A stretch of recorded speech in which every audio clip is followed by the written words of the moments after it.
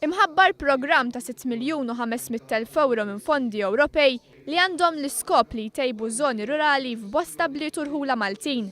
Dawn il-fondi tqassmu bejn 3 gruppi ta' azzjoni lokali, jiġifieri dak tal-Majistral, ta' Xlokk u ta' Għawdex.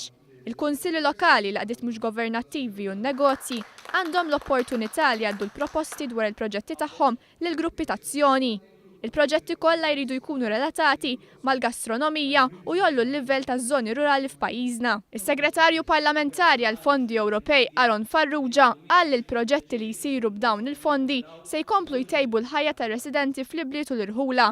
Qal li dawn se jkollhom effett fuq il-prodott turistiku ta' pajjiżna u jkomplu jkabbru l-ekonomija Maltija. Fil-waqt li tinħabbru dan il-fond ta' 6.5 miljun euro, qed naraw wkoll illi aħna min-naħa tagħna inkabru, nwessaw l-opportunitajiet tal-Konsil Lokali għax nixtiequ ntuhom leadership role, ovvjament fondi Ewropej. Allura ħanaraw flimkien fejn nistgħu ngħinuhom b'mod tanġibbli biex fi żmien illi ġej ikunu verament jistgħu jkomplu jikbru fil-komunitajiet u l-irħula tagħna.